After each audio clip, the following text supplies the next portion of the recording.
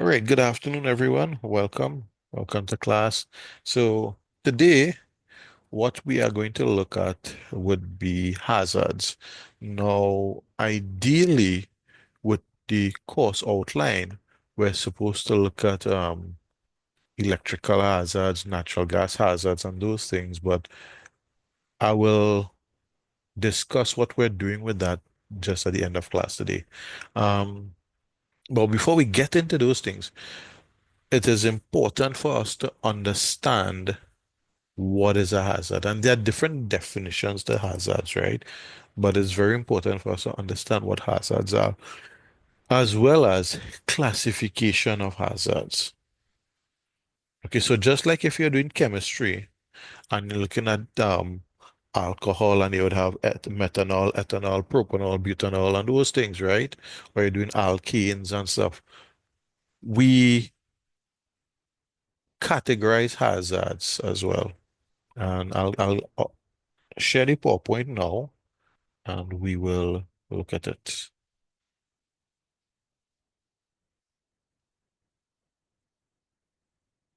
Right, so let me just get it up here.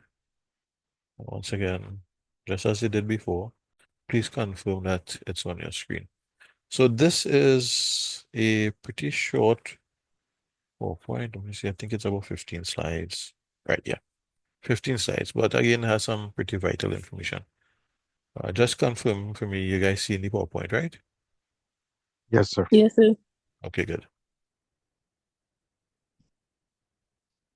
Okay, so as soon as this little block disappears as well.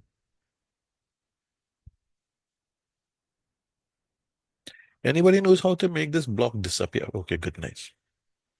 Nice. So in occupational health and safety, in the sciences, in healthcare, in the food industry, okay, even in the financial and banking services sector, in all these areas, you hear the term hazard. So when we hear hazard, without looking at the information on your screen here, what comes to your mind? So I'd like you guys to unmute and just make your contribution. Let me know what I would like. Probably your answer should be one or two words, no more than that. When you hear hazard, what comes to your mind? So something dangerous or dangerous happening or Good. something like that. Nice. Something dangerous. Anybody else wanna tell me? Even Toxic, something toxic. toxic. I like that. I like something dangerous. I like toxic. What else? Unsafe. Unsafe. Good. We getting somewhere. Anybody else? I'll take two answers. Electrocution. Say again. Electrocution. Electrocution. Okay. Anybody else? One more person. Somebody. Anybody. Please. There's one word I want to hear. You guys are all correct. Don't get me wrong. You guys are all correct. Injury. Injury. Okay, good. So, in effect, we all have an understanding based on information we would have received going to school, entering the world of work, the different programs of studies, and so forth, right? And we have an idea in our minds what a hazard is. So our program today, we're looking at workplace hazards because our program deals with occupational safety and health, right? And our definition here for what is a hazard, and there are two actually, there's one this slide and the slide after. So we see on your screen here, when we refer to hazards, and again, it's in relation to occupational safety and health. Okay? Occupational safety and health. There's one most commonly used definition, as we see here. A hazard is a potential source of harm or adverse health effect on a person or persons. So it is something that is a source or can cause harm or adverse health effects on an individual or multiple individuals. So, for example, the person who said electrocution, this is an example of a hazard. It is a source of harm and adverse health effects. Okay? But we go further to understand that hazard and risks are often used interchangeably. Even me, 2 decades and more in occupational safety and health, and sometimes I end up using the term interchangeably. Okay. Um, but again, we understand they are inherently different. Okay, and we have an example here to help us understand the difference between a hazard and risk. So let's see what the example is. So you have a spill of water in a room. You come in a room, look, you see water on the ground. This water would represent a slipping hazard because if you're not paying attention, you're walking, you water on the ground, or there's oil on the ground, or even as you would see on TV, a banana peel on the ground. It presents a slipping hazard to any person or anybody passing through that area where you have this on the ground. Okay, the water represents the hazard. If access to the area was prevented by a barrier, such as a door closing, right? Or somebody put a caution tape, or they put some things around it, right? It's still there. The hazard is there. The water is still there, so the hazard is still there. The source, so if we go back up here, the source, the potential source of harm is still there. But the risk of slipping on it is now minimized because you know what?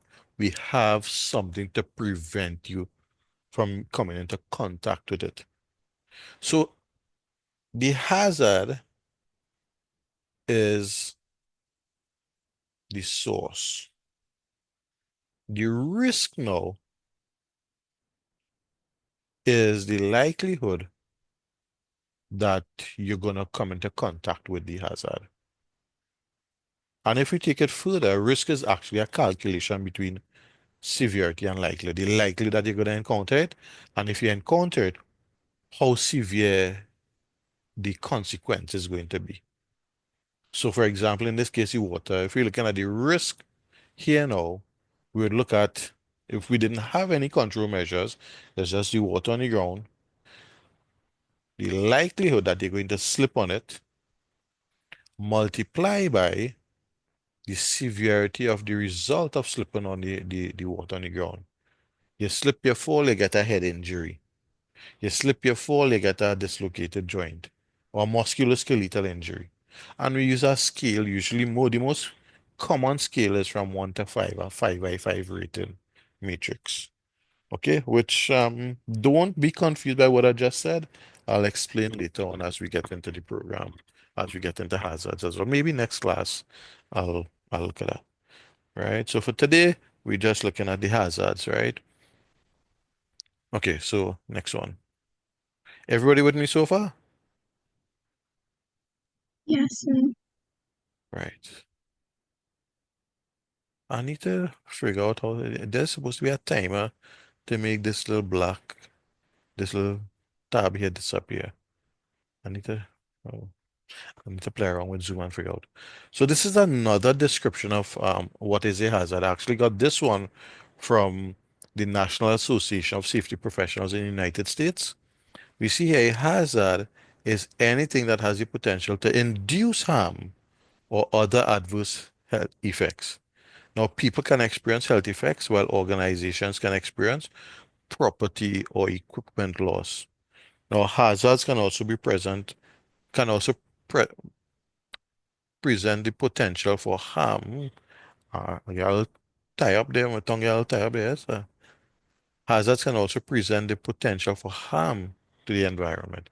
So it's not just about the individual. When we're looking at the workplace, it's the person, it's the equipment, it's the property, the environment, everything that constitutes the workplace. Okay. And again, it goes back to the hazard presenting as the source or the potential for harm or adverse effects or adverse health effects. Okay, everybody understand The point that I'm trying to make in terms of what is a hazard. So the answers you guys gave are all correct because that's for one word. And the connotation and the belief, your opinions are actually correct because hazards are not positive things. Hazards affect productivity. Hazards affect people's well-being. Make sense?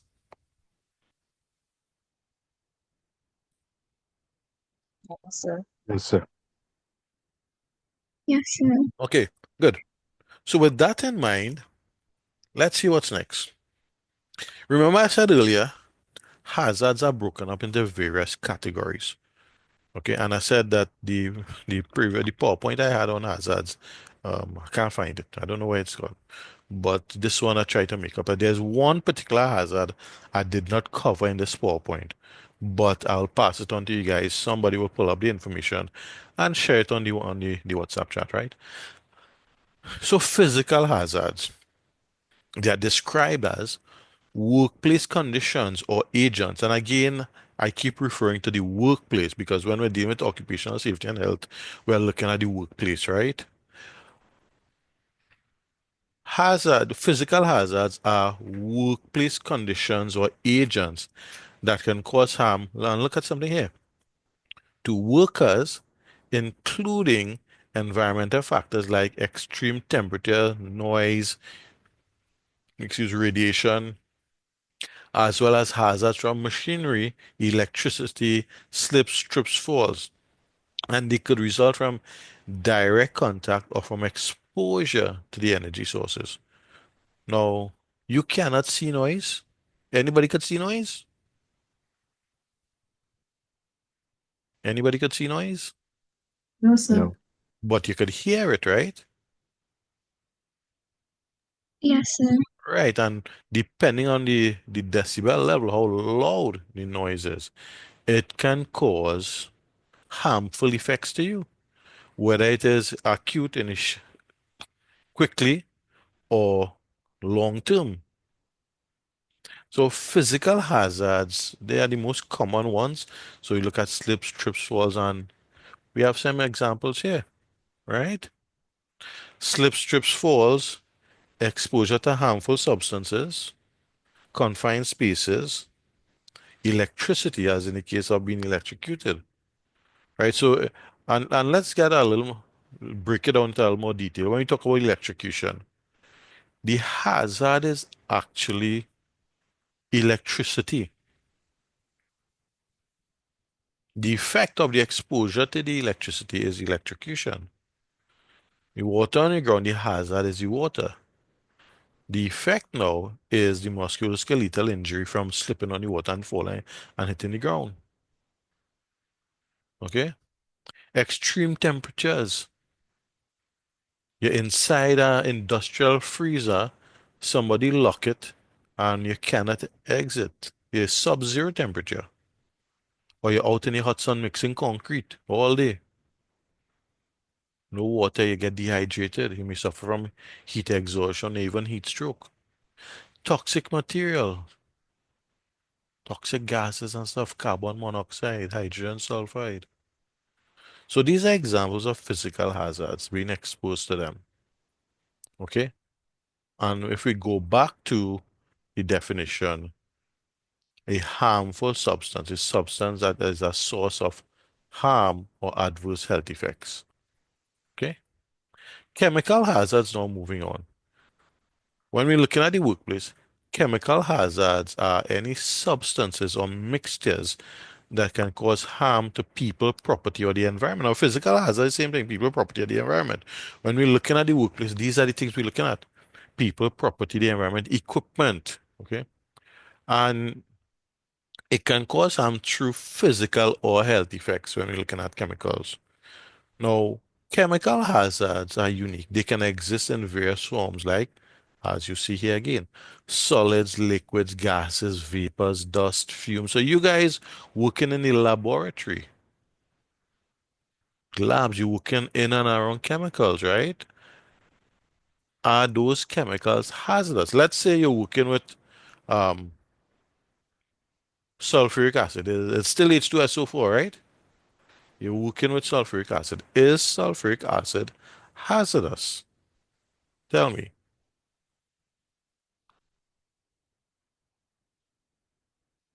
Anybody? Is it hazardous? Is it dangerous? Yes, sir. Okay.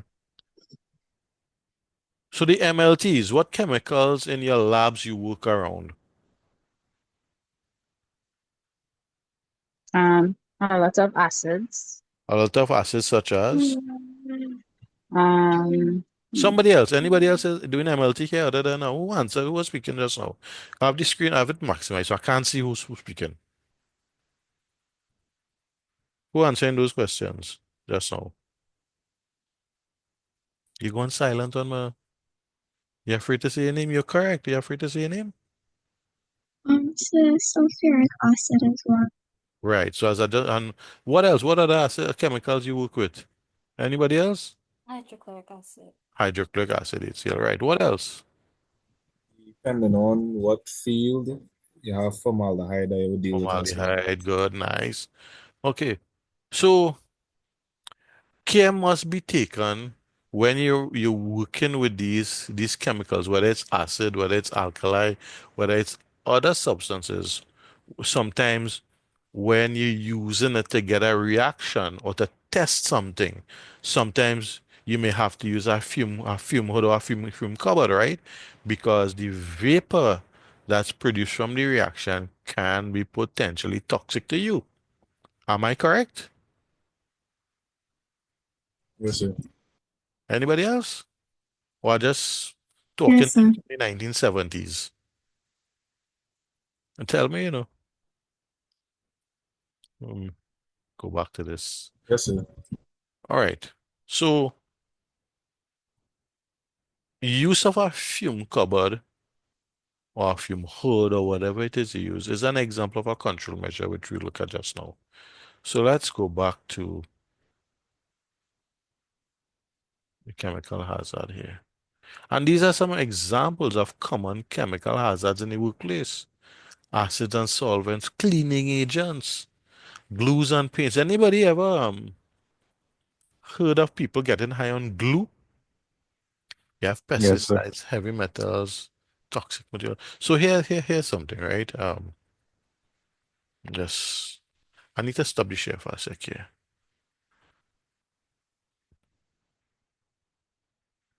Right. So this is no, I'm telling you, this is the disclaimer, right?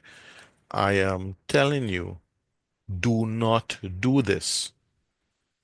What I'm about to tell you. That's the disclaimer. Do not do this. I am not responsible for any negative effects if you decide to try it, but I'm strongly discouraging you from trying this. So I was in my teens, so I was, obviously that was many, many, many moons ago. I guess some of you probably were not born as yet, right? Um, so I was in my teens, and my colleagues, well, actually my uncle and some of his friends, they back in those days, everybody trying to build speaker boxes for home, um, car, well, audio, entertainment, music in cars was now becoming popular, right? So everybody trying to build a box at home. So everybody would have like ply and those paper shells from large paper rolls and stuff, PVC and everybody would have some sort of covering fabric and glue, right?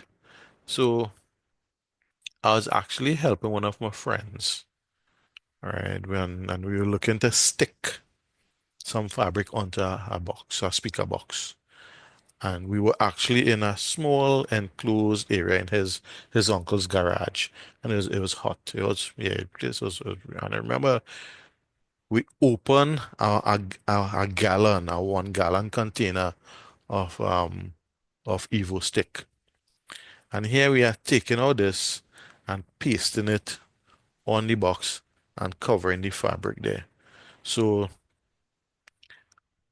I think it's either his mom or his grandmother. Somebody called him and he went across to see what he wanted. And I was there right there, continue this thing.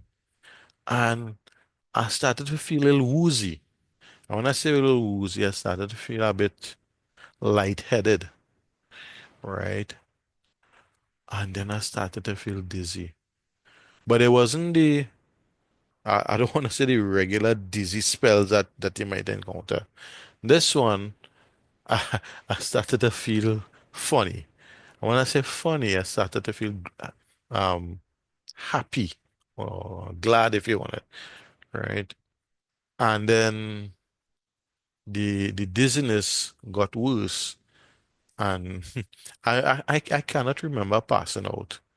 What I could remember is the shaking me, somebody shaking me, and when I opened my eyes, his he was my colleague, my friend came back. His mom was there, and one of his uncle was there as well. They're shaking me, right? So they end up opening the garage door, and after that, I just felt really, really, really sick, really, really upset, and I started to vomit, right? And I mean, I could laugh at it now, but is then I is years later when I started looking at all these stuff and I started studying to get into my EMT program. Then I realized I'd gotten high that day from the glue, the Evo stick, right? And the effects afterwards was when the high wore off and then the vomiting and stuff started. So again, I'm telling you, please don't try that. I know one of the classes I teach with my business, I went to a company to do some training and we were talking about exposure to poisons and toxic substances, and I was speaking about this inhaling glue, and there was actually one one worker in the company, the their colleagues caught him sniffing or inhaling glue to get high. Right? I didn't know that. It was just an innocent comment. But yeah, and that it's a chemical, right? Exposure to a chemical substance. The problem with it is some people just one sniff and they end up with brain damage. Some people become addicted to it. Okay, so be mindful of those things. If you're working in and around chemicals, um, they can have an adverse effect on you. So we need to be um, understanding of safe practices, safe handling of chemicals, especially when you're more so when you're working around so many chemicals in a lab. Okay, when I was doing A-level chemistry, we a colleague and I for O levels, or when I wrote O levels, I was still CX, it wasn't CSEC. We were some of the chemicals when you were doing the reaction, you could have done a flame test, right, to see the flammability of the particular gas that's produced. For A-level chemistry, Cambridge, I did Cambridge. Cambridge would have removed that. And a colleague and I, we were like, I wonder if we put this gas that's being produced, if we expose it to to a heat source, if it's gonna ignite. So we in the chemistry lab and we have this test tube over the fire, over the Bunsen burner. And when it starts to bubble, the gas that's being produced, put a lighted stick there and it ignited. And my colleague is holding it over the Bunsen burner. And as more gas being produced, this flame started stretching.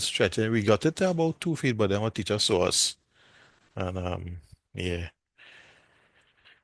A levels and we got buff. We didn't get A levels, you don't get penance and those things, you get buff. So yeah, that's my little 2 cents and a little story there for the class.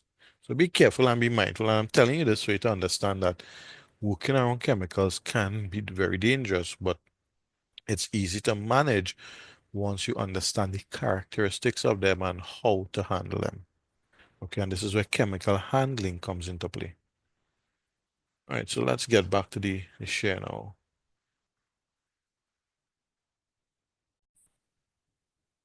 Okay, so examples of some chemical hazards in the workplace: acids and solvents, cleaning agents. Sometimes you have janitors cleaning the washroom and using bleach and all, using muriatic acid and all these things. And the vapor that's produced there is toxic. Okay. Yeah, well, of course, the glues and paints, right? Heavy metals. What I'd like for somebody to do for me, let's look at lead. Okay. And let me stop the share here. Okay. Let me see. Who could unmute the mic and say me the fastest? Let me see.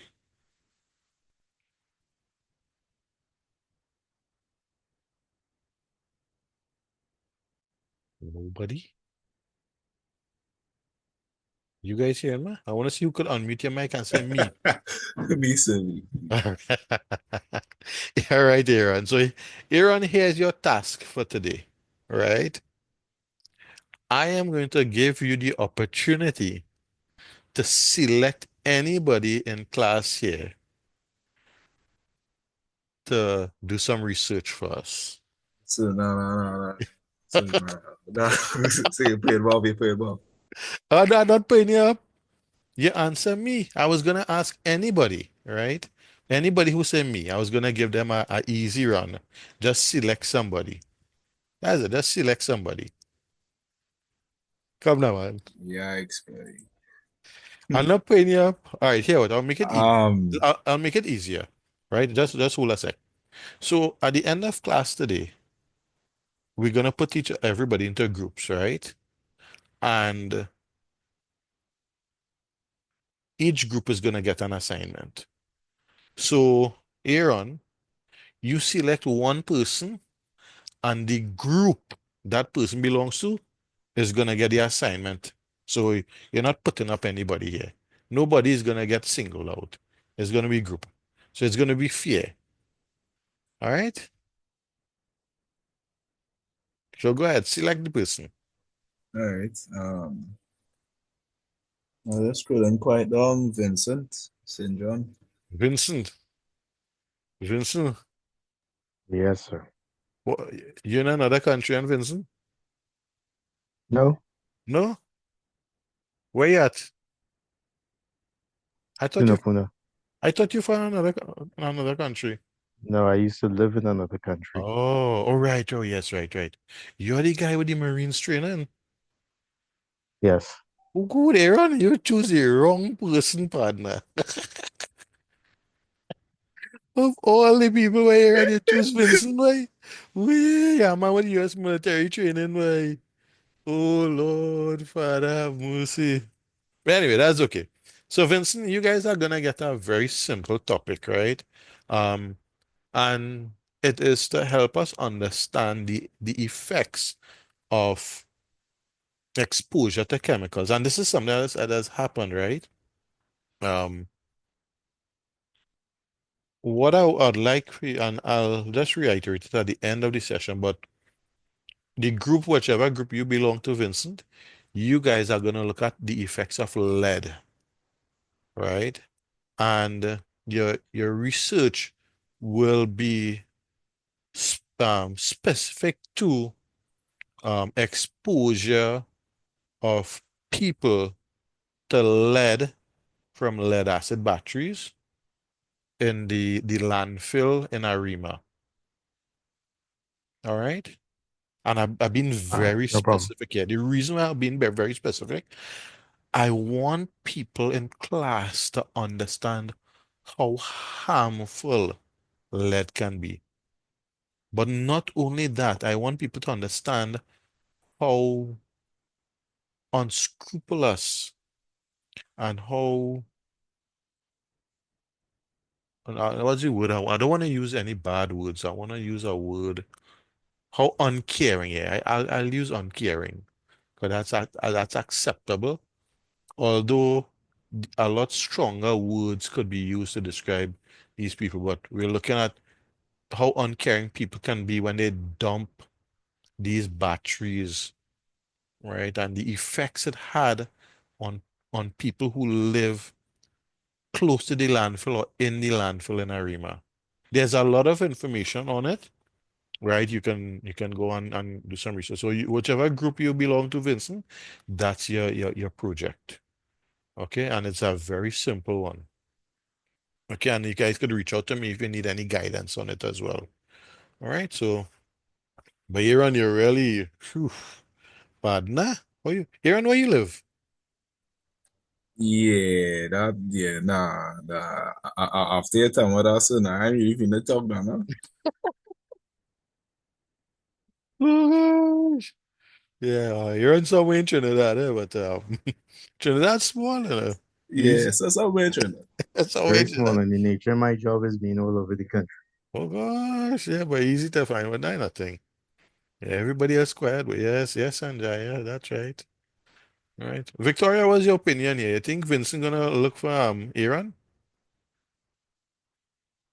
Maybe. Maybe. But yeah, boy, Aaron, I feel like I started to sweat bullets now, boy. But anyway, well, that light-hearted humor, right? So Yeah. let's continue. Let me just give a couple of share here.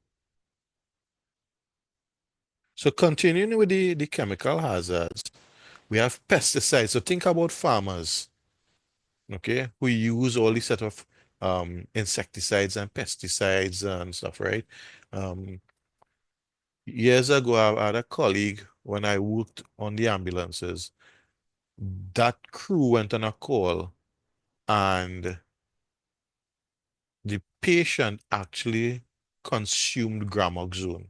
And gramoxone is a paraquat, right? So it's paraquat poisoning. And the patient started to vomit in the back of the ambulance, and the vapor from the gramoxone actually absorbed it was absorbed through her skin, and she got ill, and for the better part of a year she couldn't work because she had the ill effects of it. So that's just to show you, right? When you look at farmers in particular, when they talk about spraying chemicals and stuff, you would see the old adage where farmers from 40, 50, 60 years ago, they would tell you the best time to spray chemicals would be in the morning or late in the evening. And that's actually when the wind is not you don't have any strong winds. And it's in an effort to ensure you don't get any mist on you. Okay. But typically, when you're spraying chemicals, you should be upwind and you should be fully clothed, right? Again, control measures. Other toxic materials, you have gasoline, we have fuels and stuff, right? All these are chemicals, and these are examples of chemical hazards that you can be exposed to. Okay, so let's see what we have next. Moving on. Biological hazards. So biological hazards in the workplace are organisms or substances from living things that can threaten human health. Okay? Examples here we have bacteria, viruses, fungi. Well, some people say fungi, fungus and fungi. It's just that again, both biology teachers from O levels and A levels used to say fungi. All right, and it's just we got accustomed saying fungi. Parasites and toxins. They can cause a range of health problems, right? From allergies, mild infections, and it could even progress to severe life-threatening illnesses. So you could find them in healthcare, you could find them in the labs, agriculture, and usually present in almost any workplace. So again, at this point in time, I'll stop the share. And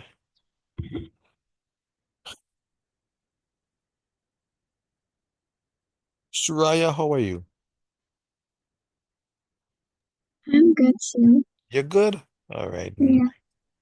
Could you give me an example of the most popular biological hazard that for the last 4 to 5 years? It's one that affected the entire world. COVID.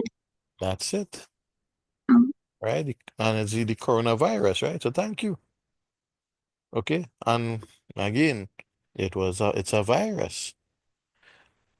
And when I say the most popular, it's only because it affected the entire world, right? It was a pandemic, and we all had all these set of measures to prevent us from getting infected. We had all these lockdowns. The supermarket became the new Lyman spot, right? And everybody had to wear a mask.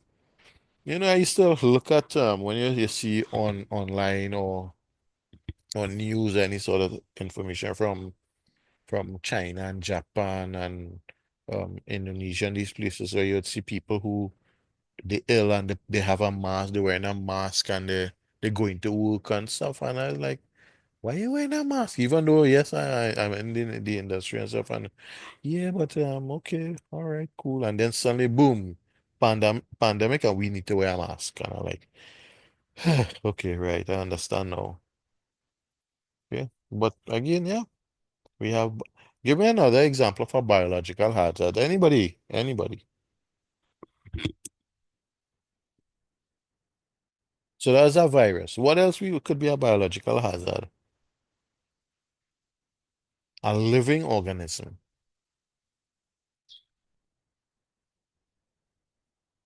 it's a bacteria. right? Yeah. So bacteria. Mold, Second? molds and fungi. Oh, yeah, yeah. All that's cool. I want one that we can actually see that's moving around, right? So let me try to help you out. It's flying around. It has a stinger. And when you look on TV and you see the cartoon is yellow and black, and it is Dengue fever. no dengue fever don't fly around the place. A bee. The mosquitoes Yeah, affect but Mr. Tice, you're correct. Yes, dengue fever is right, but it's spread by the mosquito, right? And what's the infection that the mosquito spreads that causes dengue fever again? Um, I forget. I know it's spread by the mosquito, but it is So Aedes, what? the mosquito you're talking about? No, no, no. I just okay. That's um. I think my processor a bit too slow. You guys moving too fast for me now. All right, so let me go back to Miss Tyson. And dengue fever is the result of exposure to a biological hazard. All right. So that's one aspect of it. Coming back now to what Khadija and the other person was saying, when I said the one that's flying around and has a stinger and those things. Yes, as the bees is yellow and black in cartoons, right? Yes, the bees.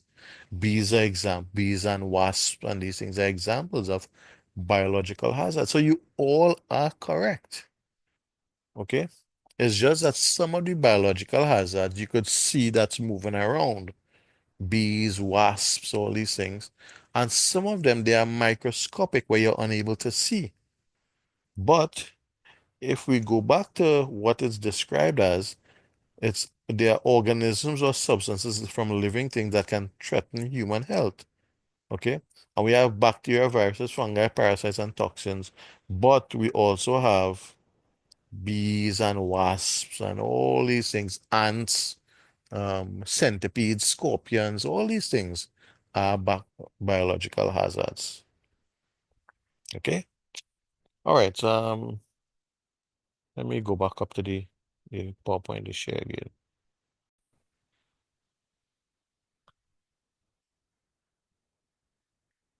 Right, so there's some of them here. Fungus, virus, bacteria, etc. Yes, somebody had, yes, Miss Montrose. It's Miss Montrose, right?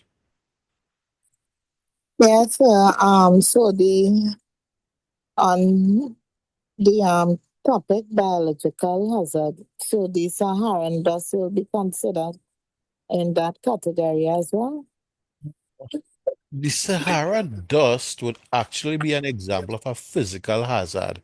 And not biological. No, It's if carrying it the has right, microorganisms. right, if it has the organisms in them, living organisms in them, the organisms would be the biological hazard.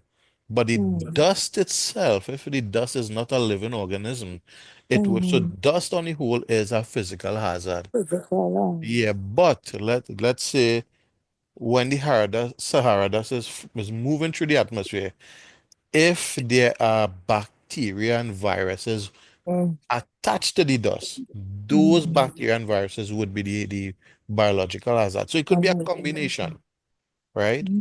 But the dust itself is an example of a physical hazard. Mm. Okay? Mm. Yeah, fine. No problem. Right, so let's see, where do we go from here now?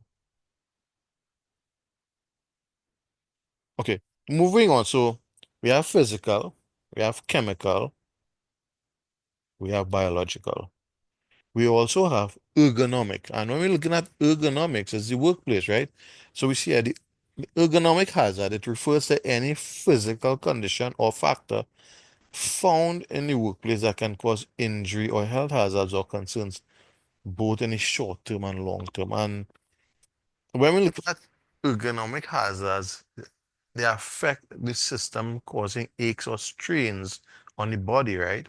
That may appear small and insignificant to begin with, but can develop into serious ailments. Sometimes it can even become permanent, and it can result in permanent damage to the body.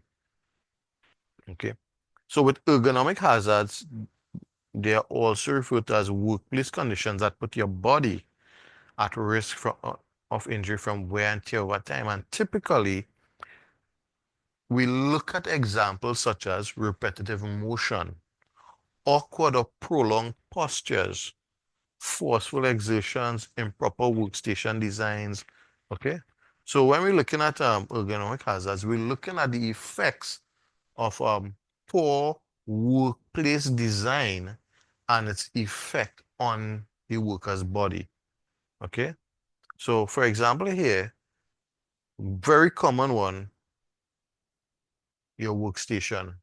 For those of us who have workstations, who work in an office or behind a computer for lengthy periods of time, even for a lot of us who study, right? Looking at it, obviously the green is what you would wanna employ and that position because it allows it's using neutral position of the spinal cord, allows a proper positioning of the limbs, okay? Elbows, your forearms, your wrists, and appropriate distance between the eyes and the display terminal or the screen. Okay. The one with the X, I think, is what the majority of us do.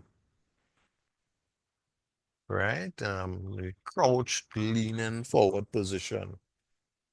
Especially when you look at these guys who game in all the time and they have the controls and the games they're so into they start to lean forward, getting closer and closer. Or if you're in sports, you're looking at sports, you're looking at football, cricket, whatever it is, whatever the sport you follow.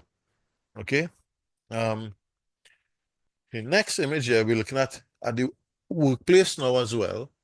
We have this person working on a valve and he has to reach across. So it puts unnecessary, um,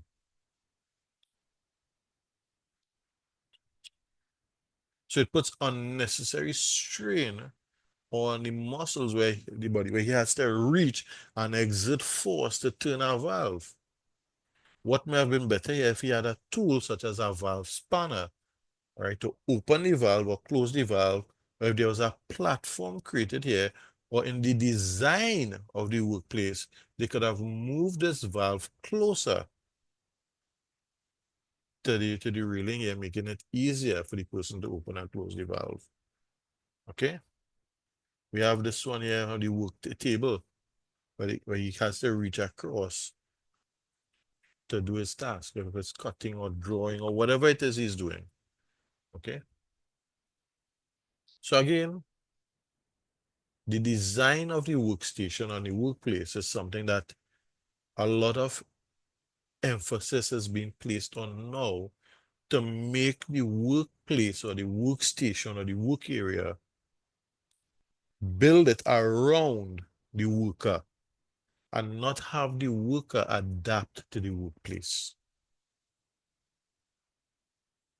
So if you ever work, or you're in future, if you ever work in the industrial sector in Trinidad and Tobago, where HSE is a big part and has a big role to play, and we're looking at jobs where welding and cutting and fabricating and grinding and these things taking place, installation of pipelines, removal of lines, and you see scaffolds being constructed or erected, you will see some areas you may see scaffolds built around that area where they have to do welding and stuff. And it's in an effort to prevent persons from using a ladder to climb up and stretch the weld or cut or grind, right? It is to ensure there's an ergonomically safe workplace or workstation created for, excuse me, for the task itself. Okay. All right. Psychosocial hazards. These are aspects of the work environment that can cause stress and negatively affect a person's mental and physical health. Okay. So we have factors such as bullying, harassment, excessive workloads, poor communication, lack of control, and job insecurity. All these things affect your mental status negatively. Okay.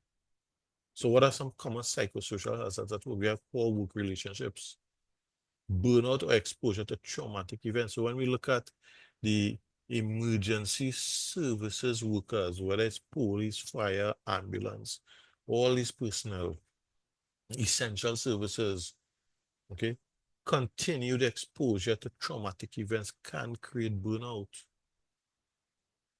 Remote or isolated work and you're not interacting with people, and that's a serious thing, because when people were on lockdown, normally outgoing people started to feel isolated, it started to affect their mental status. Poor organizational change consultation. Okay. Right, so I'll read that afterwards. All right, guys. So I will stop the share here and I'm gonna take a pause. It is 6:35. Any questions on hazards, what we've covered so far? We have physical, we have chemical, biological, ergonomic, psychosocial. Okay. Everybody with me here so far? Yeah, and the one you say I forget to bring. Right. So I'll talk about that just now.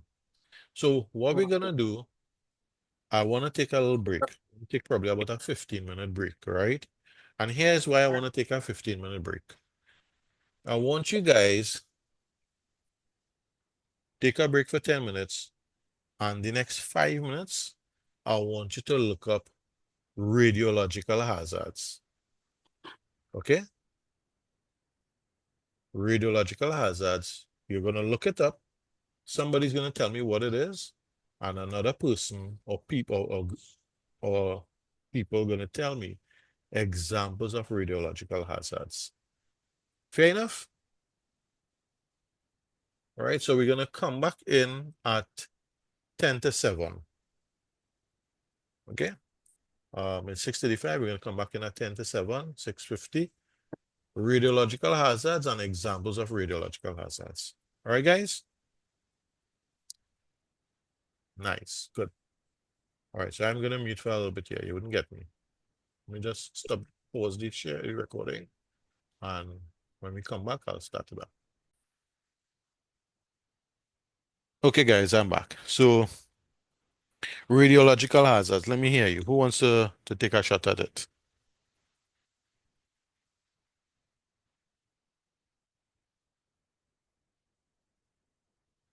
Anybody?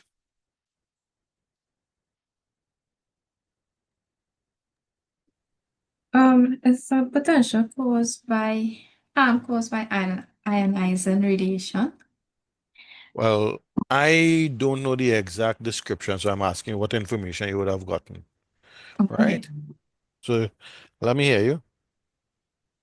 Recently, so I have like an uncontrolled release of radioactive material that can harm people or damage the environment. So, like example, the X-ray, the ultraviolet light from the sun, heat from the stove, sound wave from the stereo. Right. Okay, good. Yeah.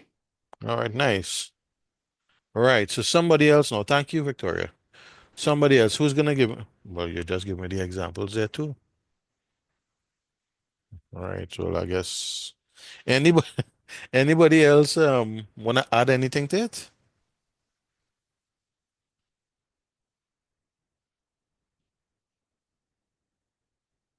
Nobody? All right, so what do we use to measure radiation? Anybody knows?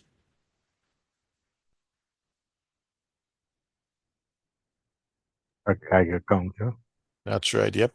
And remember when you look at the exposure, right? The hazard, you have a scale, right? If I remember correctly, I believe it's from 1 to 5, right? You guys came across that while you're doing your research?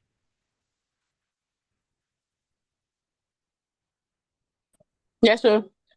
So the Chernobyl disaster, anybody familiar with that? Anybody heard about that? Yes, sir. All right, so what I'd like you guys to do is you could always look up the Chernobyl disaster and get an idea what sort of radiation levels there was in the facility there, right? And what scale of destruction took place. And one of the things you could also do, and I mean, guys, um, I want you to actively look at this, and probably somebody could take the information and put it on the WhatsApp group, right? The Chernobyl disaster, what levels of radiation um, people were, well, what was the levels of radiation there? And just forgive me a bit, I just trying to formulate what I want to say here. Right. There is something called the elephant's foot in that Chernobyl disaster. I'd like somebody else in class, and I mean, guys, I don't assign too many things to a lot of people. I just ask you guys to look it up and put it on the chat, right?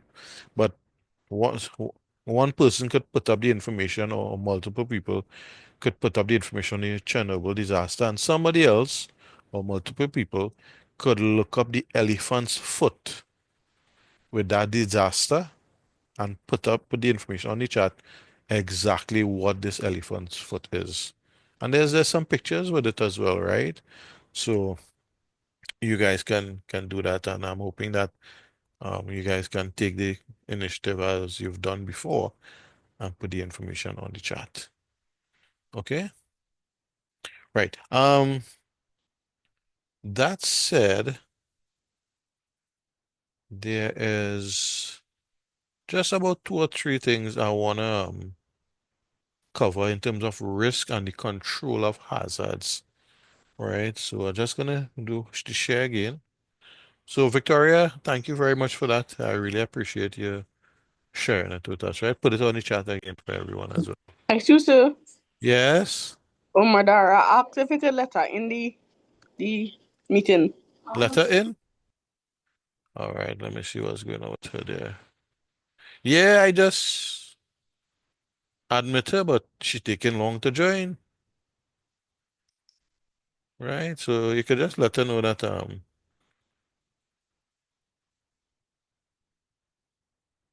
cancel admin. I'm gonna give us some trouble in the WhatsApp. What is the secret word for today?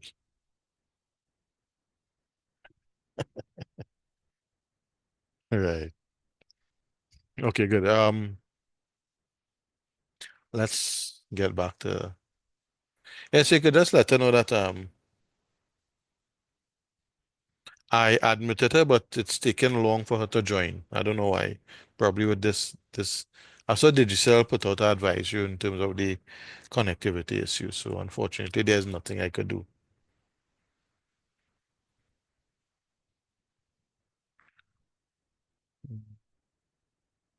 Right, so back to the share here. What you guys don't joke around? You see, you're on the ball. The elephant's foot. Yeah. Right. So let's look at so before when we stopped, we looked at some common psychosocial hazards at work, right? What we're gonna look at now, we're gonna move away from the different categories. Again, I'm trying to admit all, and let's see if they could get in. Right. So what is risk? And we see here, when we refer to risk, and again, looking at occupational safety and health, because financial services, they do risk assessment and risk management and risk mitigation strategies as well, right? When we're looking at occupational safety and health, in terms of risk, we're looking at the workplace and the risk and the exposure of the worker to risk and the hazards associated, likelihood, severity, all those things, right? So categorizing risk. The level of risk is often categorized upon the potential harm or adverse health effect that the hazard may cause. So if we go back to electricity, if we go back to the water on the ground, right? So the effect the hazard may cause, number of times persons are exposed and the number of people exposed, right? So the example we have here, exposure to airborne asbestos fibers will always be classified as high because a single one exposure may cause a potentially fatal lung disease. So if we're using a 5 by 5 matrix, the severity would be 5, right? Highest case, fatal, causing death, right? Whereas the risk associated with using a display screen for a short period could be considered low as the potential harm or adverse health effects minimal. Okay?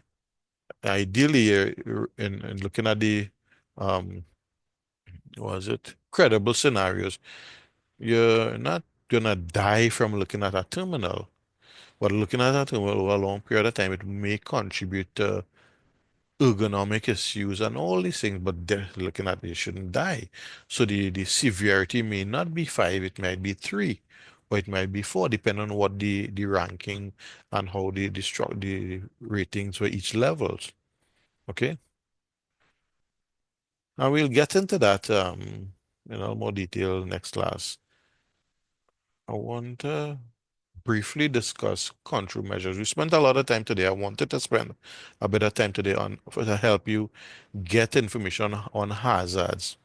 I only have one semester with you guys, so I wanted to get you guys to understand the history of OSH, and then we move on to a critical component of OSH, hazards. So we understand what hazards are, different categories of hazards and examples.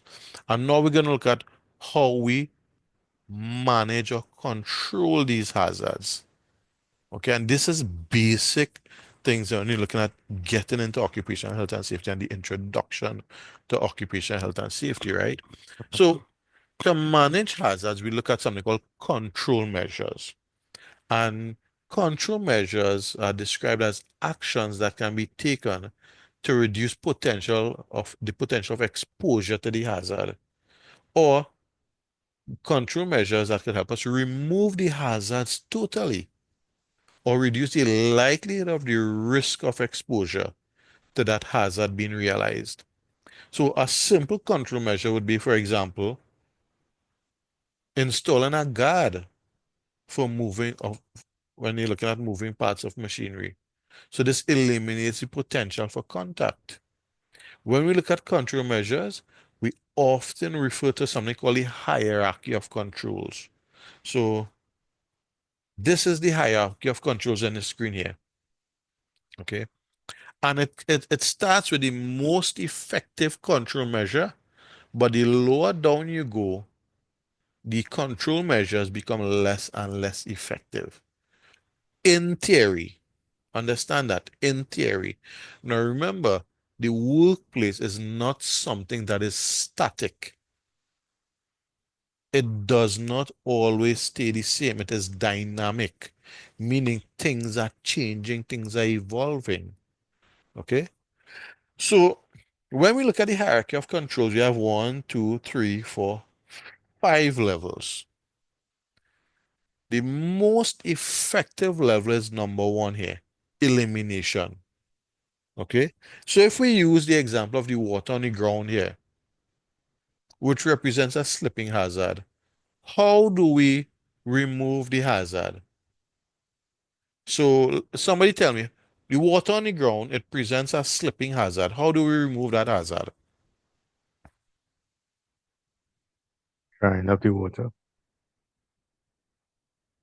Was that? I heard something up the water. Just drying up the Dry water. up the water. That's right. That's it. Exactly. As simple as it is. You get them up and you remove the water.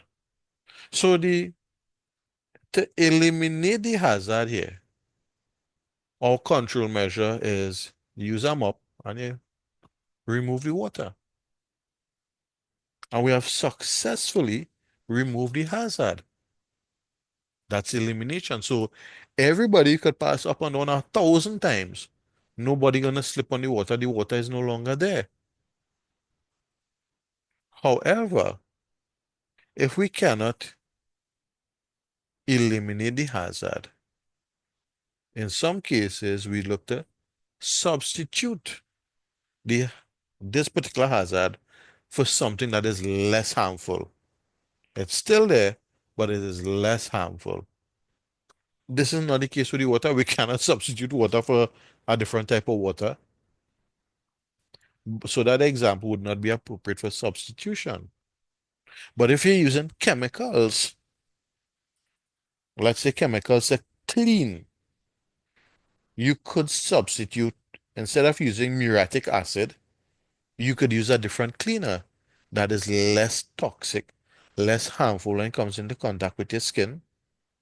Okay? So whilst there might be some harmful effects, it is less hazardous than using the acid. That's an example of substitution. Okay? Engineering controls. This is where the hazard is still there.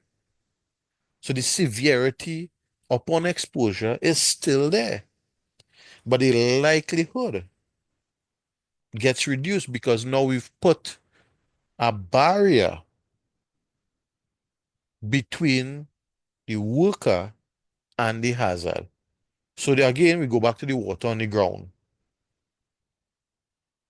You slip on the water, you fall, you hit your head, you suffer a head injury. You could suffer a brain bleed, a skull fracture. Severity might be 4 or 5 based on whatever the matrix is, right? The risk assessment matrix. But now we put a barrier in place. Whilst the severity is still there, the likelihood gets reduced. So if we didn't have a barrier, the likelihood of somebody, it's in the pathway, the general pathway for pedestrians, the likelihood is highly likely somebody might slip on it. But with a barrier in place now, where there's a physical obstacle preventing you from coming into contact with the hazard, with the water, the likelihood gets reduced from highly likely to unlikely or highly improbable. It all depends on what terminologies and phrasing you use for your matrix. But we've now successfully isolated people from the hazard. That's engineering control. So there's a conveyor belt and you're throwing things on the conveyor belt to take it up that area where it falls down a pit and it gets crushed. But the belt, all the gear, wheels, and everything is exposed. So there's a high possibility you could get entangled based on how close you get to the conveyor belt to load items onto the conveyor belt. So the likelihood is high. The severity is high, is very high because it's a crush injury, you could get an amputation and all those other stuff. But now if we install something called machine guards, a physical barrier on the outside of the conveyor belt preventing you from coming into contact with the moving gear wheels and all these things, we've implemented an engineering control. So now the likelihood gets reduced to almost nil. The severity is still there if you get exposed to it, if you get in contact with it. But the likelihood that that's going to happen gets reduced because you have a physical barrier in place. And that's called machine guarding. It's a mandatory requirement under the OSHA Act. Okay? Administrative controls change the way people work. So you know what we may want to do? May want to limit the number of people passing in this area. Okay? We may want to rotate staff in different departments so people don't need access to this particular area where the water is. Again, this is an example of an administrative control. So we change the way people work. Sometimes it might mean let's move away from the water. I'll use an example where I'm working. We have some painting to do on the decking area, the first floor area, the under ceiling there.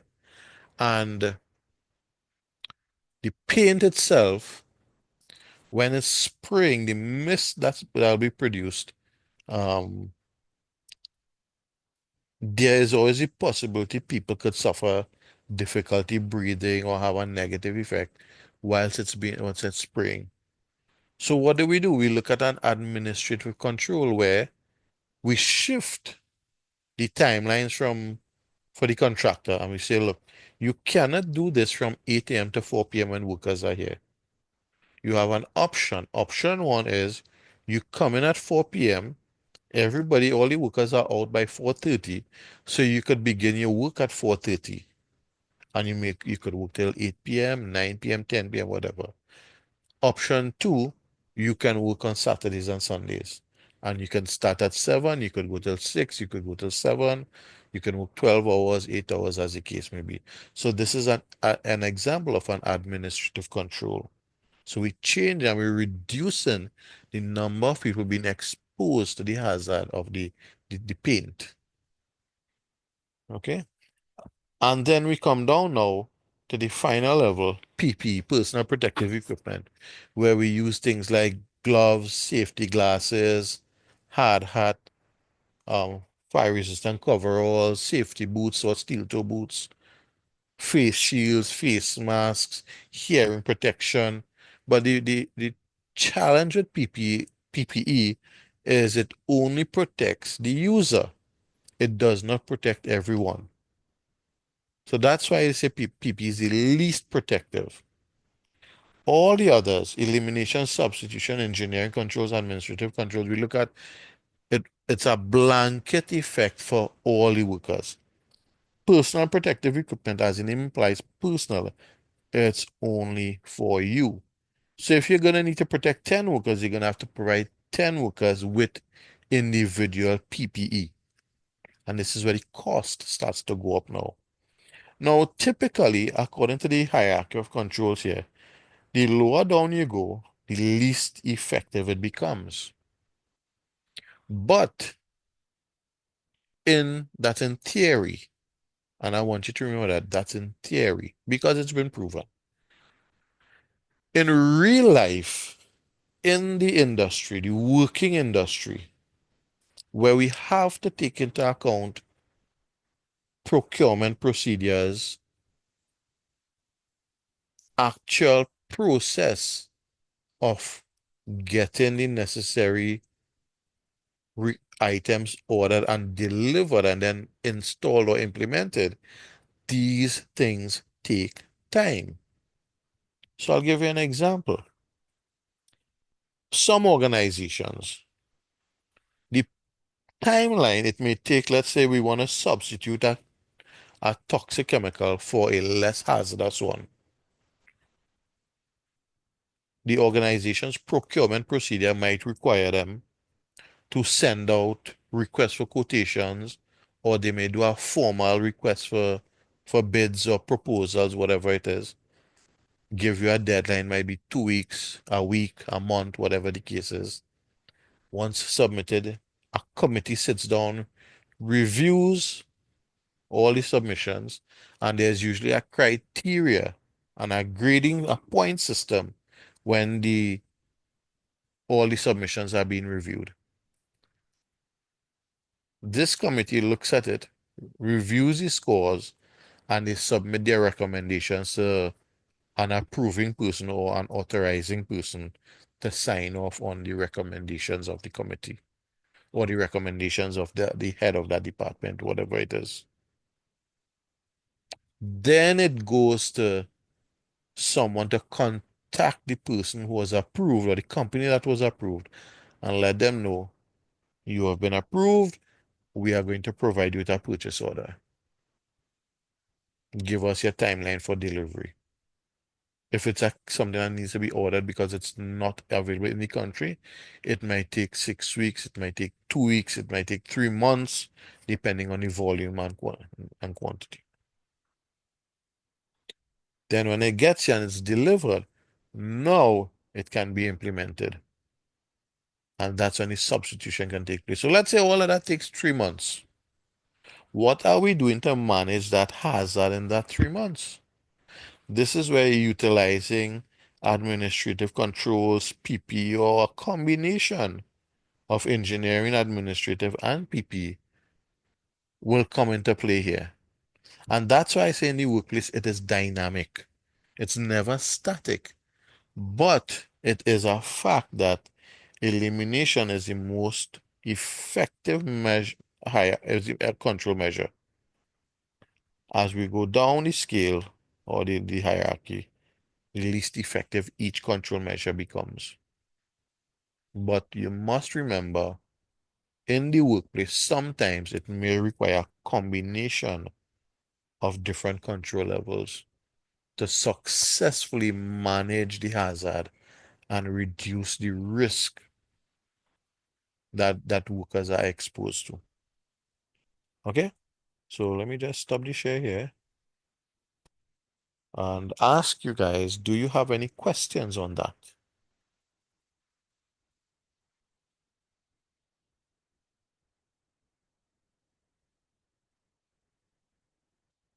No questions?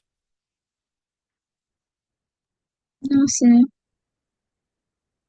Okay, so what we're gonna do, I will post this on the e-classroom tonight. As I have some time, I'll post it on the e-classroom tonight, provided the internet services remain operational.